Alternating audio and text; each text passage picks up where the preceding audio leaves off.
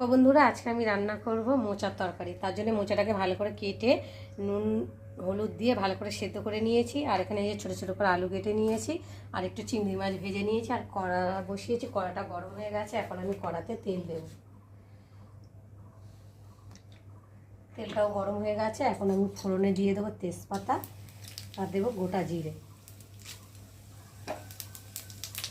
দিয়ে ফোড়নটা একটু ভালো করে ভেজে নেব। ফোড়নটা ভাজা হয়ে গেছে, আর এখন এই যে কেটে রাখা ডুমো ডুমো আলুগুলোকে দিয়ে ভালো করে ভেজে নেব।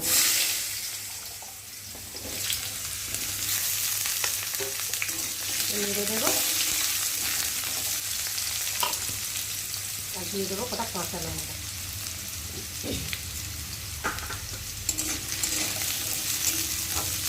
দিয়ে আলুটা একটু ভালো করে ভেজে নেব। চলো, ভাজা হয়ে গেছে, আর এখন আমি স্বাদ অনুযায়ী নুন দেবো, হলুদ গুঁড়ো, আদা বাটা, জিরে বাটা দিয়ে ভালো করে কষিয়ে নেব। আর দিয়ে দেবো ভেজে রাখা চিংড়ি।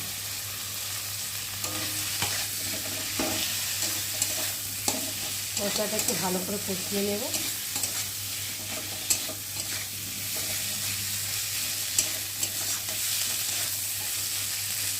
দেখো, মশলাটা ভালোভাবে আলুর সাথে কষানো হয়ে গেছে, আর এখন আমি এই যে মশলা সিদ্ধটাকে দিয়ে ভালো করে একটু কষিয়ে নেব।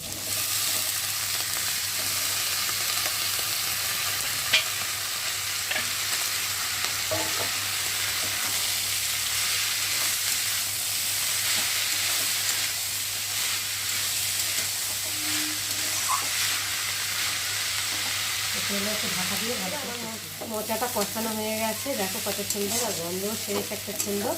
আর এখন আমি অল্প করে জল দিয়ে দেবো, যেহেতু মোচাটা সেদ্ধ, তো একটু আলুটাও কষাতে কষাতে সেদ্ধ হয়ে গেছে। ঢাকা দিয়ে দিয়ে কষাতে কষাতে সেদ্ধ হয়ে গেছে।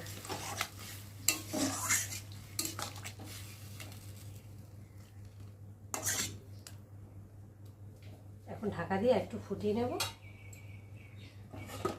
এবার ঢাকাটাকে খুলবো, তো দেখো ঝোলটা অনেক শুকিয়েও গেছে, আর আলুগুলো প্রায় সেদ্ধ হয়েও গেছে, গলে গেছে একদম মোমের মতো। দেখো, একটু ভালো করে নেড়ে দেবো। ঢাকা দেওয়ার পরে ভালো করে নাড়া হয়নি, নেড়ে দিয়ে আর একটা স্বাদ মতো দেবো গরম মশলা, আর দেবো অল্প করে উপর দিয়ে চিনি। চিনি দিলে স্বাদ হয়, খেতেও ভালো লাগে। একটু ভালো করে নেড়ে দেবো।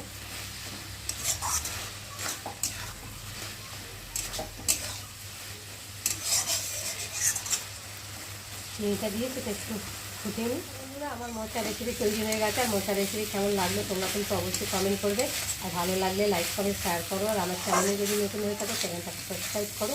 তো চলো, আবার তোমাদের সঙ্গে দেখা হবে পরের ব্লগে। ততক্ষণ তোমরা তোমাদের খেয়াল রাখো, তোমরা আমার চ্যানেলটাকে সাবস্ক্রাইব করতে থাকো। আর এই দিকে ঢালতে থাকি।